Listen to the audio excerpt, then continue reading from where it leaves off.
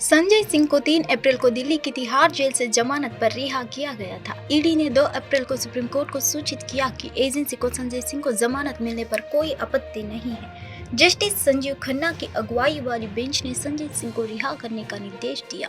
उत्पाद शुल्क नीति में अनियमितताओं से संबंधित मनी लॉन्ड्रिंग मामले में सुनवाई लंबित होने के दौरान जमानत दी गई थी। आप कार्यकर्ताओं ने ढोल बजाकर संजय सिंह की रिहाई का जश्न मनाया है।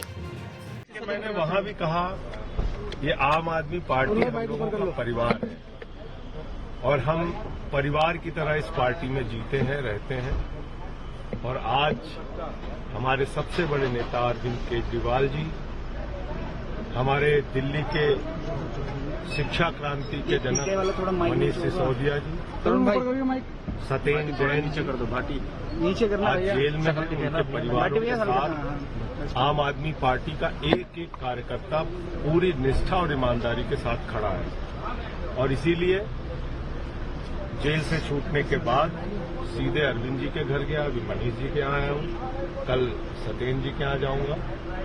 और कहीं इन लोगों के सामने, इनकी तानाशाही के आगे हम लोग न झुकने वाले हैं, न डरने वाले हैं। जेल का जवाब वोट से देगी दिल्ली की जनता, क्योंकि इनका मकसद केजरीवाल को गिरफ्तार करके दिल्ली की 2 करोड़ जनता की सुविधाओं पर डाका डालना है। भाजपाइयों का मकसद है दिल्ली के 2 करोड़ जनता की सुविधाओं पर डाका डालना, उसको छीनना। कि कैसे दिल्ली वालों को मुफ्त बिजली मिल रही है, मुफ्त पानी मिल रहा है, मुफ्त शिक्षा मिल रही है, बुजुर्गों को तीर्थ यात्रा मिल रही है, हमारी बहनों को मुफ्त बस की यात्रा मिल रही है, ये कैसे मिल रही है। इसके कारण से भाजपाइयों को तकलीफ है और इसीलिए देश की तानाशाह सरकार ने केजरीवाल जी को जेल में भेजा है। वो बाहर में भाटी भैया माइक नीचे करना, भाभी से मिलके सारे भरोसा हम लोगों ने दिलाया है कि जल्द ही मनीष भाई को भी न्याय मिलेगा। इससे पहले अरविंद जी के कहा यहाँ गया, भाभी से मुलाकात की और आज पहली बार उनकी आंखों में मैंने आंसू देखा और ईश्वर न्याय करेगा, मुझे पूरा भरोसा है। प्रभु के घर में, ईश्वर के घर में देर है, अंधेर नहीं है। और निश्चित रूप से जो अन्याय बीजेपी की सरकार और देश की तानाशाह सरकार कर रही है, इसका जवाब दिल्ली की जनता, देश की जनता और ईश्वर देगा। संवाद सहयोगी जमुई प्रधानमंत्री मोदी गुरुवार को जमुई में लोजपा प्रत्याशी अरुण भट्टी के समर्थन में चुनाव सभा को संबोधित करेंगे। इसके पहले भी प्रधानमंत्री ने बल्लभपुर के ही मैदान पर 2019 के लोकसभा चुनाव में चिराग पासवान के समर्थन में चुनावी सभा की थी। सभा को लेकर सारी तैयारियां पूरी कर ली गई है। जिलाधिकारी राकेश कुमार ने बताया कि पिछले 4 दिनों से एसपीजी के अधिकारी और जिला प्रशासन की देखरेख में सभा स्थल पर सतर्कता बरती जा रही है। प्रधानमंत्री के आगमन का समय सुबह 10 बजे निर्धारित है। हेरा प्रखंड के बल्लभपुर नरियाना स्थित सभा स्थल पर 3 बड़े जर्मन हैंगर बनाए गए हैं। बैग, तैला तथा बोतल बंद पेय पदार्थ आदि ले जाने की मनाही। स्थल के समीप जाने वालों के लिए बैग, तैला तथा बोतल बंद पेय पदार्थ आदि ले जाने की मनाही है। आम वाहनों को हाई स्कूल मोड़ से पहले ही रोक दिया जाएगा। पूर्व दिशा से आने वाले वाहनों को नारायणा पुल के नीचे पार्क किया जाएगा। बुधवार को पूर्व ब्यास की भी किया जा रहा है। पाटना से देवघर जाने वाले गाड़ियां के रूट में भी इसे लेकर असंख्य परिवर्तन किया गया है। गौरव वल्लभ रिजाइन। कांग्रेस को लोकसभा चुनाव से पहले एक और बड़ा झटका लगा है। तेजतर्रार प्रवक्ता गौरव वल्लभ ने पार्टी से इस्तीफा दे दिया है। गौरव ने इस्तीफा देते हुए कांग्रेस अध्यक्ष को एक लंबी चौड़ी चिट्ठी भी लिखी है। उन्होंने कहा कि जब मैंने पार्टी ज्वाइन की तो तब की कांग्रेस और अब की कांग्रेस में जमीन आसमान का अंतर आ गया है। गौरव वल्लभ ने इसी के साथ कांग्रेस पार्टी के सत्ता से दूर रहने का कारण भी बताया। उन्होंने कहा कि पार्टी मजबूत विपक्ष तक की भूमिका सही से नहीं निभा पा रही है, जिससे आप कार्यकर्ताओं नाराज है। उन्होंने कहा कि बड़े नेताओं और जमीनी कार्यकर्ताओं में दूरी बढ़ गई है, जिससे पार्टी को नुकसान होते जा रहा है और वो सत्ता से दूर रह रही है। झारखंड में INDIA गठबंधन की सीटों का बंटवारा नहीं हुआ, लेकिन यहां भी बिहार जैसी स्थिति देखने को मिल रही है। रजत के प्रत्याशी 2 सीटों पर ताल ठोक मैदान में उतरने की घोषणा कर चुके हैं। इन दोनों सीटों पर ही कांग्रेस और रजत में गठबंधन है और सीटों के बंटवारे के पहले से ही दोनों दलों के उम्मीदवार ताल ठोक कर मैदान में खड़े हैं। झारखंड में लंबी कशमकश के बाद सीटों के बंटवारे को लेकर नतीजे के करीब पहुंचे INDIA गठबंधन के सामने रजत ने नई परेशानी खड़ी कर दी है। महागठबंधन में अभी सीटों के बंटवारे की औपचारिक घोषणा नहीं हुई है, लेकिन सीट शेयरिंग का जो फॉर्मूला तय हुआ है उसमें कांग्रेस के साथ जमोमो को 5 और कांग्रेस व बसपा को एक सीट दी जानी है। इस फॉर्मूले से इधर राष्ट्रीय जनता दल के प्रत्याशी 2 सीटों पर ताल ठोक मैदान में उतरने की घोषणा कर चुके हैं। ऐसे में बिहार में हाल ही में पूरे दल के साथ कांग्रेस में विलय करने वाले पप्पू यादव को पूर्णिया से टिकट देने को लेकर कांग्रेस और रजत में छिड़ी जंग का असर पड़ोसी राज्य झारखंड में भी देखने को मिल सकता है। दोनों जगह कांग्रेस और रजत में गठबंधन है और सीटों के बंटवारे के पहले से ही दोनों दलों के उम्मीदवार टाल ठोक कर मैदान में खड़े हैं। दिल्ली कैपिटल्स के कैप्टन ऋषभ पंत के लिए IPL 2024 में टेंशन खत्म होने का नाम नहीं ले रही है। दिल्ली कैपिटल्स की टीम इस सीजन में अभी तक 4 मैचों में सिर्फ 1 मैच ही जीत सकी है और 3 मुकाबले में उसे हार का सामना करना पड़ा है। कोलकाता नाइट राइडर्स के खिलाफ खेले गए मैच में तो टीम ने काफी शर्मनाक प्रदर्शन किया। इस मैच में दिल्ली को 106 रनों से हार मिली है। वहीं अब BCCI ने पंत पर बड़ा एक्शन भी ले लिया है। ऋषभ पंत पर BCCI ने स्लो ओवर रेट के चलते एक्शन लिया है। ये इस सीजन में दूसरा मौका है जब स्लो ओवर रेट के चलते ऋषभ पंत पर जुर्माना लगा है। इस बार BCCI ने उन पर 24 लाख रुपए का जुर्माना लगाया है। वहीं पिछले मैच में ऋषभ पंत पर 12 लाख रुपए का जुर्माना लगाया था। पंत की कप्तानी में दिल्ली की इन दिनों ही मैचों में नियमित समय के अंदर 20 ओवर पूरे नहीं कर पाई। वहीं इस बार पंत के साथ साथ टीम के अन्य खिलाड़ियों पर भी 6 लाख रुपए या मैच फीस का 25% जुर्माना लगाया गया है। स्लो ओवर रेट के नियम के मुताबिक पहली बार ये गलती किए जाने पर कप्तान पर सिर्फ 12 लाख रुपए का जुर्माना लगाया जाता है।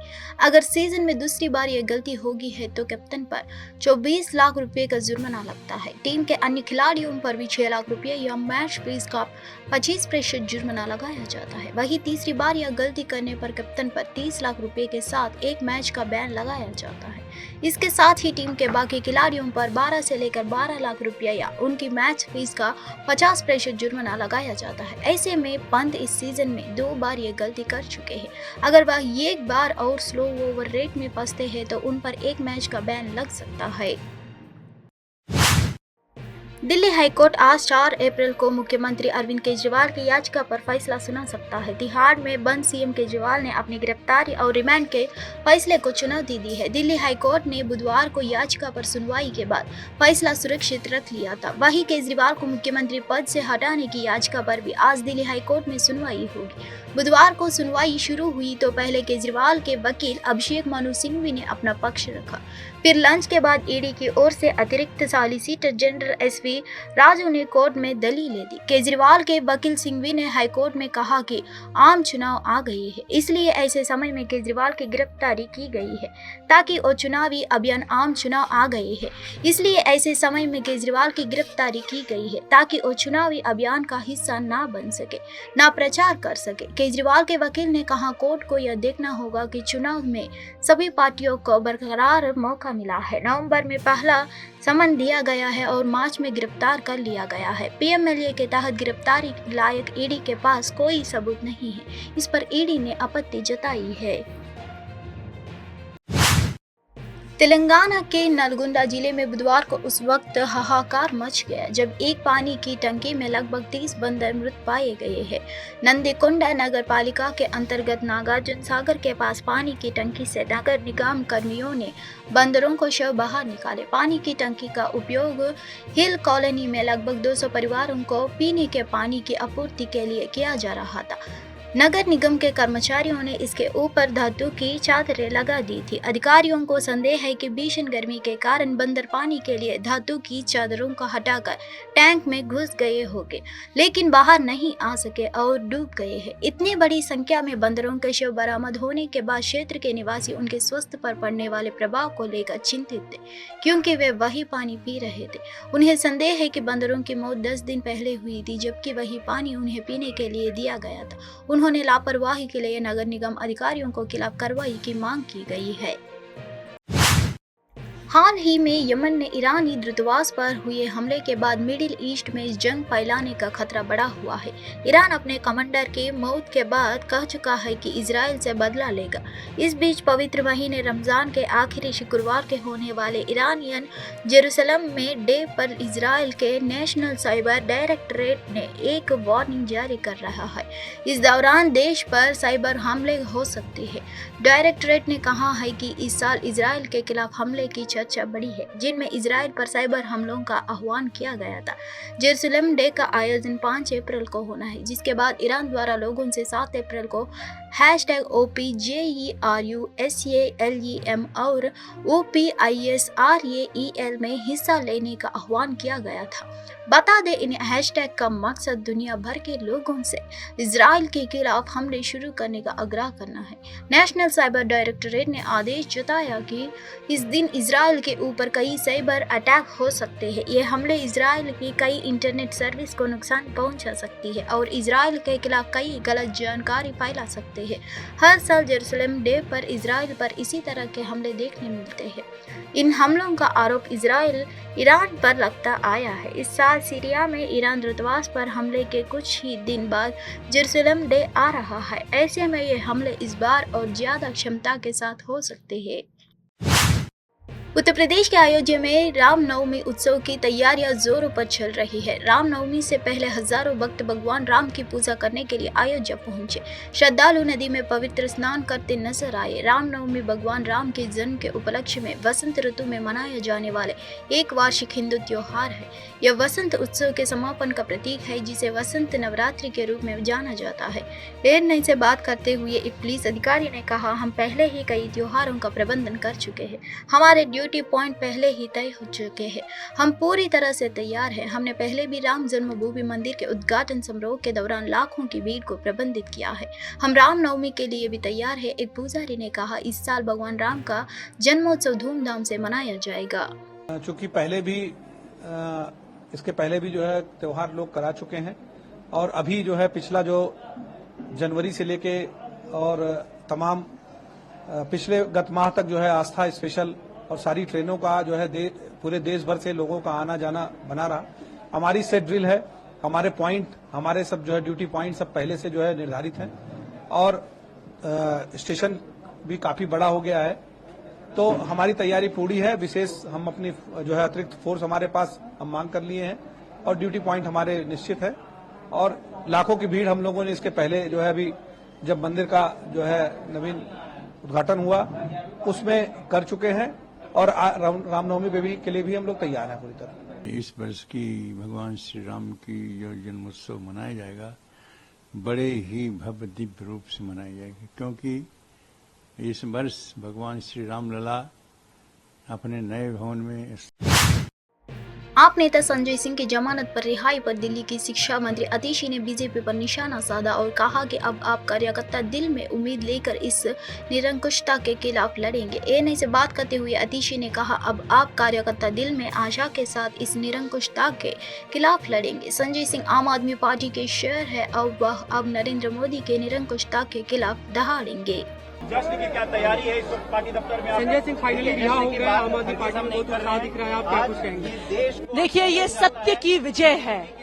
पिछले 2 साल से बार बार झूठे आरोप लगाए गए भारतीय जनता पार्टी द्वारा, ईडी द्वारा, सीबीआई द्वारा, सैकड़ों अफसर लगाए गए, हजारों रेड हुए, लेकिन 1 रुपए का भ्रष्टाचार नहीं मिला। सुप्रीम कोर्ट ने भी कल कहा कि मनी ट्रेल कहां है। अगर 1 पैसा नहीं मिला है, 1 रुपया नहीं मिला है, तो सारे आरोप झूठे हैं और ईडी को अपनी बेल की ऑपोजिशन को वापस लेना पड़ा और ईडी को कहना पड़ा कि हम बेल का ऑपोजिशन नहीं करते हैं। अब आम आदमी पार्टी के कार्यकर्ता उम्मीद से भरे हुए हैं, तानाशाही के खिलाफ इस लड़ाई में उम्मीद के साथ लगे हैं। संजय सिंह ने बाहर निकलकर बात की कि जब संघर्ष का समय है, उन्होंने भी कहा कि बाहर नारे लग रहे थे, जेल के ताले टूटेंगे, संजय सिंह उन्होंने कहा कि जेल के ताले टूटेंगे और